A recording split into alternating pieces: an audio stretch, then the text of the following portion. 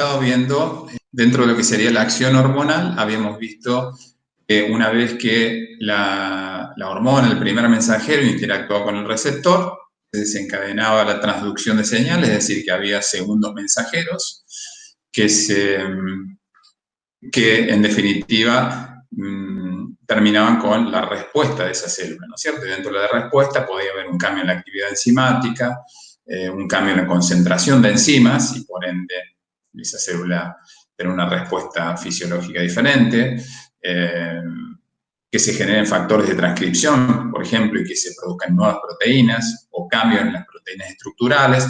Todas estas modificaciones me desencadenarían la respuesta de esas células.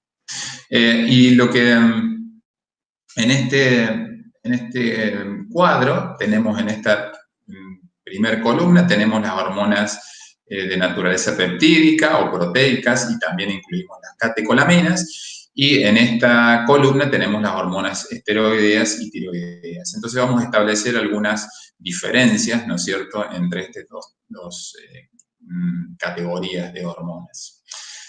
Por un lado, entonces tenemos, y ya habíamos dicho, que las hormonas que son de naturaleza proteica y las catecolaminas tienen receptores sobre la membrana celular, mientras que las hormonas esteroideas y tiroideas, que pueden atravesar fácilmente la membrana celular, tienen receptores en el citosol o en el núcleo. Y por otro lado, que cuando las hormonas proteicas y las catecolaminas interactúan con su receptor, desencadenan la producción de segundos mensajeros y a su vez esto va a desencadenar un cambio en la actividad de proteínas que ya estaban preformadas en la célula. Generalmente estas proteínas son enzimas, que lo que va a hacer esos segundos mensajeros es o activarlas o inactivarlas. Pero como son proteínas que ya están preformadas en la célula, la acción es bien rápida, el efecto lo voy a ver rápidamente. Una vez que esa hormona es liberada a partir del órgano, de la glándula o de las células que la producen, ¿cierto?, el efecto va a ser relativamente rápido. Mientras, en contraposición, tenemos las hormonas esteroideas y tiroideas que dijimos que tienen receptores intracitoplasmáticos o intranucleares, lo que van a hacer es modificarme la expresión de genes, es decir, se van a expresar ciertos genes o dejar de expresar. Si esto va a implicar un tiempo mayor. ¿Por qué? Porque se tiene que inducir primero la transcripción del ARN mensajero, ese ARN mensajero tiene que pasar al citoplasma y en el citoplasma se va a interactuar con los ribosomas y se va a traducir ese ARN mensajero en proteínas. Todo ese proceso es un proceso que lleva tiempo, por lo tanto la acción de estas hormonas es mucho más lenta, es decir, desde que la hormona se libera hasta que se ve el efecto de la hormona, la respuesta a esa hormona, va a pasar más tiempo, la acción es más lenta, ¿no es cierto? Esto es bien evidente, sobre todo en las hormonas tiroideas y también en las hormonas esteroideas. En particular, las hormonas tiroideas son muy lentas y la acción es muy prolongada, pero vamos a ver que ahí hay algunos otros factores que también están interviniendo para producir ese efecto. Entonces, acá nuevamente vemos que conociendo, ¿no es cierto?, químicamente qué es la hormona, no sé cuál es la naturaleza química de la hormona, uno puede, ¿no es cierto?, conocer todo este comportamiento en cuanto a la acción hormonal. Entonces, en particular, acá estamos representados, en este dibujo tenemos representada la acción de las hormonas esteroideas y tiroideas, que son hormonas que atraviesan fácilmente la membrana celular. Bien, acá le estoy marcando, esta sería la membrana celular, este es el espacio extracelular y tenemos una hormona. En este caso dice testosterona, pero ustedes podrían reemplazar testosterona ahí por cualquier hormona esteroidea, podría ser algún glucocorticoide como cortisol, aldosterona, estrógenos, progesterona. Esto es general para todas las hormonas de tipo esteroideas e incluso en las hormonas tiroideas. Entonces, estas hormonas dijimos que tienen receptores intracitoplasmáticos. Nuevamente se tiene que producir la interacción entre el receptor y el primer mensajero, que sería la hormona. Esto provoca que el complejo hormona-receptor se trasloque al núcleo y en el núcleo se comporta como un factor de transcripción, es decir, se va a unir a ciertas porciones del ADN y va a estimular la transcripción de ciertos RNA mensajeros o el RNA mensajero de ese gen en particular, ¿no es cierto? Ese RNA mensajero luego pasa al citoplasma, donde se va a traducir en una proteína que anteriormente, una nueva proteína, una proteína que anteriormente no estaba en esta célula.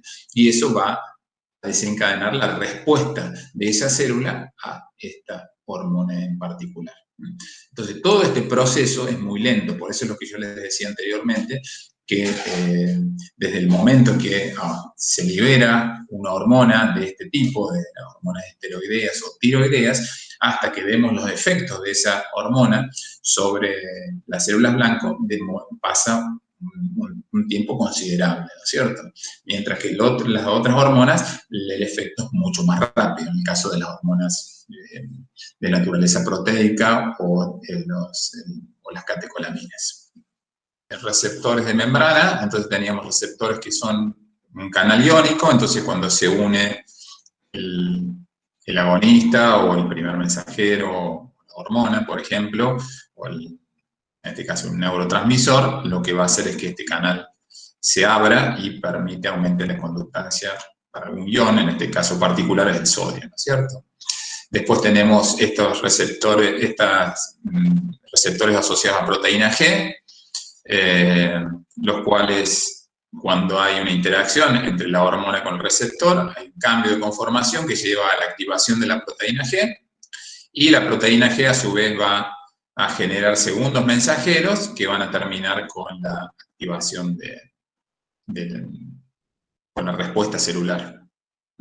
Esto es muy general, ustedes probablemente en química biológica hayan visto más detalladamente, y creo que también en el video del profesor Ashworth también creo que habla un poco más. Yo tengo de todas maneras otra transparencia relacionada con estos receptores asociados a proteína G. Y después tenemos receptores que tienen actividad tirosinquinasa o tirosincinasa. Este es típico y lo vamos a ver un poco más cuando veamos justamente el tema siguiente, que es insulina. La insulina tiene este tipo de receptores. También estos receptores, fíjense que tienen un dominio extracelular, un dominio transmembrana y un dominio intracelular. Y en realidad, para que se active el receptor, se tienen que unir dos moléculas de insulina. ¿Ven que hay dos flechas? Entonces quiere decir que se tienen que unir ahí la hormona, pero tiene que haber dos moléculas. Una vez que se une la hormona al dominio extracelular, hay un cambio de conformación y lo que ocurre es una autofosforilación en principio de residuos tirosina del mismo receptor, de la parte intracelular, que sería esta, el dominio intracelular. Y a su vez, o sea, que este receptor se activa al autofosforilarse en residuos tirosina de esta cadena intracelular. A su vez, eso provoca la fosforilación de residuos tirosina en otras moléculas intracelulares, en otras proteínas intracelulares. Y eso desencadena toda una serie, una cascada de mensajeros intracelulares que terminan con la respuesta celular. Entonces, bueno, ven ahí que son mecanismos bien distintos. Ya les digo, no vamos a entrar en mucho detalle, pero por ahí para algunas hormonas sí vamos a estar hablando, ¿no es cierto?, de cómo es un poco el mecanismo de la transducción de señales, sin ir mucho al detalle, ¿no es cierto?, de los mecanismos moleculares intracelulares, porque, bueno, nos llevaría quizás, no sé, otro mes más, ¿no es cierto?, porque es un tema muy extenso. ¿Se entiende hasta acá? Y en este que, como yo les decía, creo que el profesor Ashworth también lo describió, digamos, en su teórico grabado. Acá tenemos para ver un poquito más cómo estarían actuando estos receptores asociados a proteína G. Fíjense que acá esto que les estoy señalando ahora, que se ve en celeste clarito, sería el espacio extracelular. Esta es la membrana, incluso pueden ver que es una capa lipídica, están representados ahí los fosfolípidos, y este sería el receptor, tiene una porción extracelular, que sería esto donde se va a unir la hormona. Tienen esta porción que es transmembrana y una porción intracelular, que sería esta. Entonces, cuando se une el receptor, que sería en este caso, fíjense que este receptor está asociado a la proteína G, que sería esta. La proteína G tiene 3 subunidades, tetramérica. Tetra serían 4, sería tri. Tiene 3 subunidades, alfa, beta y gamma, y está unido a GDP. Cuando se une el mensajero, se activa la proteína G y entra GTP, o sea, el GDP es reemplazado por GTP. Entonces, cuando está unido a GTP, esta proteína está activa, la proteína G, que sería esta, formada por estas 3 subunidades, y lo que hace, se disocian, se separan. Fíjense, ¿ven? Que acá se separan, esta flecha me está indicando que se separan las 2 subunidades, la beta y la gamma por un lado, y la alfa. La alfa, que es la que une al GTP, lo que va a hacer es fosforilarme otra proteína, en este caso una proteína que está asociada a la membrana, y esa proteína me va a desencadenar la respuesta, me va a fosforilar otras proteínas intracelulares a manera de como una cascada, ¿no es cierto?, de eventos, y me vamos a terminar con la respuesta general. Y eventualmente esa subunidad alfa, nuevamente se le retira el fósforo y pasa nuevamente a GDP y vuelve a estar inactiva, se vuelven a asociar las dos subunidades, las subunidades beta y gamma con la alfa, y tenemos nuevamente la proteína G inactiva y nuevamente puede actuar. Esto ya les digo, esta es una visión muy general. Después vamos a ver, estas proteínas efectoras pueden ser de distintos tipos, ¿no? Puede ser proteína quinasa A, por ejemplo, para producir AMP cíclico como segundo mensajero. Hay distintas vías, ¿no es cierto?, de segundos mensajeros que se pueden ir estimulando dependiendo qué hormona sea. Esta es una visión muy general de cómo estarían actuando estos receptores asociados a proteína G. Creo que en general, sabiendo estas cosas, en principio estaría bien. Ya les digo, cuando vayamos viendo cada hormona en particular, en algunas de ellas vamos a hablar un poco más de estos mecanismos de transducción de señal. Pero, digamos, un poco superficialmente, y no vamos a entrar en gran detalle, porque ya les digo, se conoce mucho de todos estos mecanismos de transducción y en general son bastante complejos, ¿no? Bueno, y para ir terminando tengo me quedan 2 nada más, porque por ahí ustedes incluso hemos hablado de citocinas, factores de crecimiento y hormonas, estamos hablando ahora, y por ahí es medio complicado diferenciarlo, ¿no es cierto?, qué es un factor de crecimiento, qué es una hormona, qué es una citocina. Por ahí, digamos, incluso con la nueva definición de hormona, es como que todo caería en la misma bolsa, ¿no es cierto? Nuevamente, cuando hablamos o nos referimos a estos términos, ¿no es cierto?, hormonas, citocinas, factores de crecimiento, hay algunos aspectos que son comunes a estas sustancias, y hay algunas cosas que son distintas, ¿no? Pero por ahí son muy sutiles las diferencias.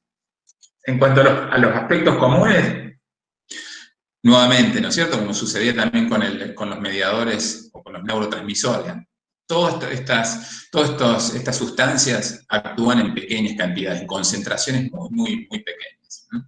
Ese por ahí es un concepto importante. La otra es que también lo hemos visto, tanto para el sistema nervioso como para el sistema endocrino, está regulando otras células, ¿no? En general son mensajeros químicos que van a actuar sobre otras células causando una respuesta, un cambio en la fisiología de esas células blancas. Y también que actúan a través de receptores, o sea que fíjense que fundamentalmente son muy, muy parecidas, ¿no? Y vamos a ver que las citocinas, que están más relacionadas con todo lo que sería el sistema inmune, a su vez también está el sistema inmune, está muy relacionado con el sistema endocrino, ¿no es cierto? Son dos disciplinas que quizás en algún momento estaban muy diferenciadas, muy separadas, digamos, pero actualmente, ¿no es cierto?, se conoce que hay mucha comunicación o interacción entre lo que sería el sistema inmune y el endocrino. Eso también es una realidad, ¿no es cierto? Del mismo modo que hay o por lo menos hay puntos de conexión bastante estrechos entre lo que sería el sistema nervioso y el sistema endocrino. Y en esta tabla quería yo un poco presentarles cuáles serían las cosas que hay en común y qué cosas las diferencian, y también esas diferencias por ahí, como les decía, son muy marcadas, son bastante sutiles, ¿no es cierto? Entonces tenemos, fíjense que en las columnas tenemos hormonas, citocinas y factores de crecimiento, y tenemos en las filas tendríamos la producción, dónde se producen y demás, la acción y la función que tienen. Quizás en la función sea lo que más se diferencia, ¿no es cierto? En cuanto a la producción, la hormona en general son células especializadas que producen esa hormona, ¿no es cierto? Ese es un poco el concepto. O sea, no sé, por ejemplo, cualquier cosa me pagan si hay algo que no entienden, ¿no? Por ejemplo, las células que se producen en la adenohipófisis. Ahí hay células, por ejemplo, que producen hormona de crecimiento, ¿no? Esas células producen hormona de crecimiento y en general no hay en el organismo otras células, otros tipos celulares que produzcan hormona de crecimiento. Está bastante limitado, si se quiere, a esas células, a las células que están en la adenohipófisis y que producen esa hormona en particular. No sé, insulina, por ejemplo, y se producen los islotes pancreáticos o las células beta, ¿no? Y la producen ahí, y son esas células específicas que la producen. Son células beta del páncreas. Y en general no hay otros tejidos que la produzcan en otras células dispersas en el organismo. En cambio, las citocinas y los factores de crecimiento, en general lo producen muchas células, porque por ahí las citocinas lo producen los macrófagos, los fibroblastos, las células endoteliales, otras células del sistema inmune. Lo mismo sucede con los factores de crecimiento. No hay una célula en particular que dice produce, suponete, interleucina 1. No, capaz que la interleucina 1 te la producen los fibroblastos, macrófagos. Esa es un poco la idea, y que de algún modo plantearía alguna diferencia entre eso.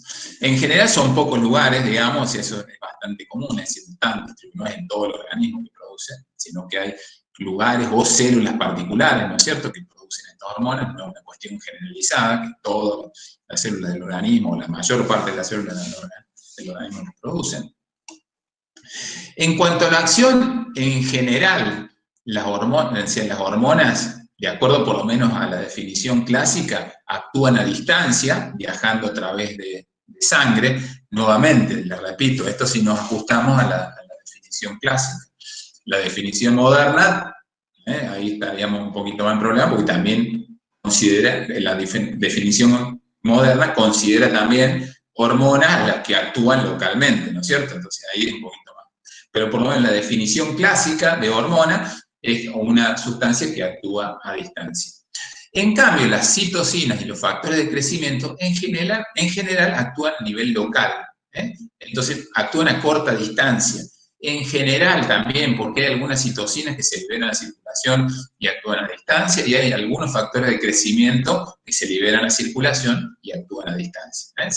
Ven que es bastante complicado, pero en general, si uno tendría que decir, la citocina y los factores de crecimiento actúan más a nivel local, a corta distancia, en células que están a distancia, actuando de forma parácrina, por ejemplo. Pero nuevamente, esto no es excluyente, es decir, no todas las citocinas actúan así, ni no todos los factores de crecimiento actúan a nivel local, sino que hay algunos que es muy evidente que se liberan a circulación y estarían actuando más como una hormona, ¿no es cierto? Y después acá capaz que sea un poco más marcada la diferencia, ¿no es cierto?, en cuanto a la función. Lo que es más importante acá, esto de ontogénesis yo lo sacaría, después se lo voy a sacar porque me parece que lleva confusión. La ontogénesis es el desarrollo de los órganos, ¿no? Pero después lo voy a sacar a eso. Me gustaría que quede solamente el término de homeostasis acá, porque vamos a ver que las hormonas en general están involucradas en el mantenimiento de la homeostasis. Vamos a ver que participan en el mantenimiento de la glucemia, en la adaptación de los animales ante una situación estresante, para mantener los niveles de calcio, para el crecimiento del animal, para la termorregulación. Entonces, las hormonas en general tienen un papel sumamente importante en mecanismos homeostáticos del animal. Las citocinas, que son todas las interleuquinas, las linfocinas,